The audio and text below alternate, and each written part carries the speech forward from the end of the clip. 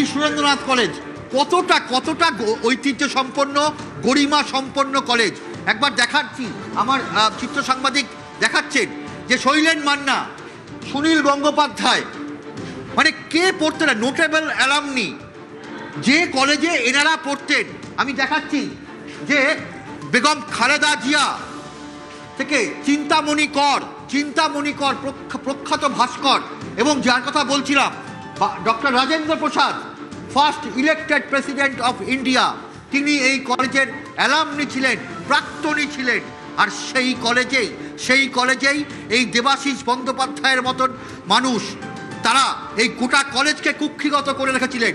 অভিযোগ যে কোটি কোটি টাকা, লাখ লাখ নয়, কোটি কোটি টাকা বছরের পর বছর এই দেবাশিস বন্দ্যোপাধ্যায় রীতিমতো এই কলেজের মধ্যে পাশে একটা রুম নিয়ে সেখানে ছাত্র ভর্তি করা হতো, ছাত্রছাত্রীরা ভর্তি হতো হাজার হাজার টাকা, কেউ লাখ টাকার বিনিময়ে। কারণ এই কলেজের জিওগ্রাফি অনার্স থেকে শুরু করে বোটানি, কেমিস্ট্রি, এগুলো সারা দেশের মধ্যে অত্যন্ত খ্যাত ছিল, শুধু রাজ্যের মধ্যে নয়, গোটা দেশের মধ্যে খ্যাত ছিল।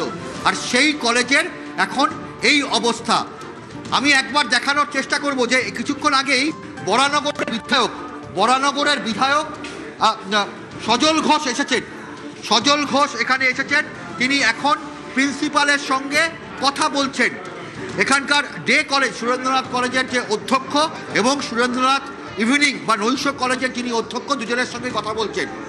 সজল ঘোষ কয়েকদিন আগেই মুখ্যমন্ত্রী শুভেন্দু অধিকারীর কাছে এই দেবাশিস বন্দ্যোপাধ্যায়ের নামে অভিযোগ পাঠিয়েছিলেন, যেখানে কোটি কোটি টাকার দুর্নীতি, গত 15 বছরে কোটি টাকার ওপরে দুর্নীতি এই কলেজের।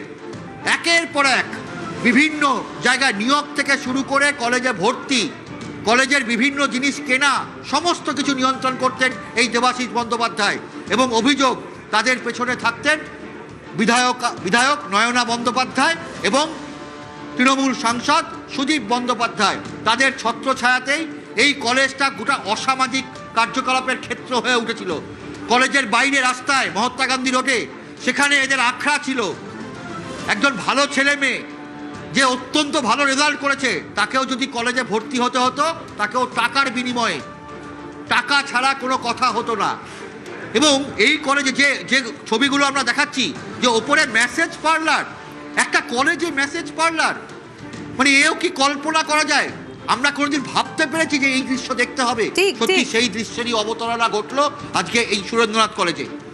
একেবারে অভিজিৎ, একটা কলেজ, সেই কলেজে প্রথমে টাকার পাহাড়, ইউনিয়ন রুম থেকে যেসব টাকা পোকায় খেয়ে ফেলেছে, বেডরুমের আড়ালে মাসাজ পার্লার, মদের বোতল ছড়িয়ে ছাদে, এবং নাম উঠে আসছে দেবাশিস বন্দ্যোপাধ্যায়, কান কাটা দেবু, এই কীর্তিমান, তার সঙ্গে আমরা ফোনে কথা বলেছিলাম। তার কি বক্তব্য, কি সাফাই, দেখুন। কিন্তু জানতেন আপনারা এই ঘটনাগুলো? আমাদের কোনো নলেজ ছিল না, কোনোরকম কোনো নলেজ ছিল না আমাদের। এই যে বিষয়, একটা কলেজ যার উপর এরকম এসি রুম, অসামাজিক কাজ হতো, এরকমও হতো বলা হচ্ছে, এইগুলো নিয়ে কোন রকম অভিযোগ আপনাদের সামনে আসেনি? না, কোনোদিনও আসেনি। মানে আপনারা তো সচক্ষে দেখতে পাচ্ছেন একটা রুম রয়েছে বা যেটা রয়েছে। না, আমরা তো জানি না তো, আমরা গভর্নমেন্ট মিটিং করতাম, বেরিয়ে আসতাম। এছাড়া যাতায়াত করতেন না, কলেজ দেখতেন না? না না না, আমাদের সঙ্গে এমন কোনো ব্যাপার ছিল না। যেটা হচ্ছে দেখলাম, আর কি বলবো। তো বলা হচ্ছে যে এর পেছনে আপনার ছেলের মদত ছিল। না না না না, সম্পূর্ণ বাজে কথা। এই অভিযোগ ঠিক নয় বলছেন? 100% বাজে কথা, 100% বাজে কথা। এবং এটা প্রি প্ল্যান্ড হচ্ছে এটা, এবং প্রি প্ল্যান্ড হয়েছে। রুম কি আছে না, আমি জানি না এগুলো।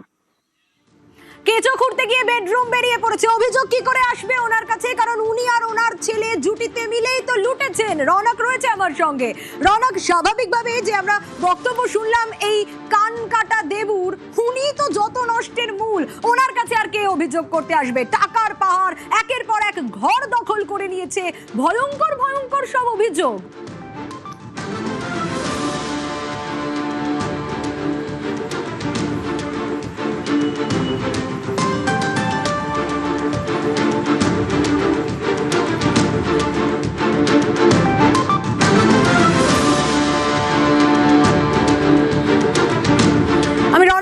আসবো। তবে তার আগে আরো একবার বলি, ভয়ঙ্কর অবস্থা।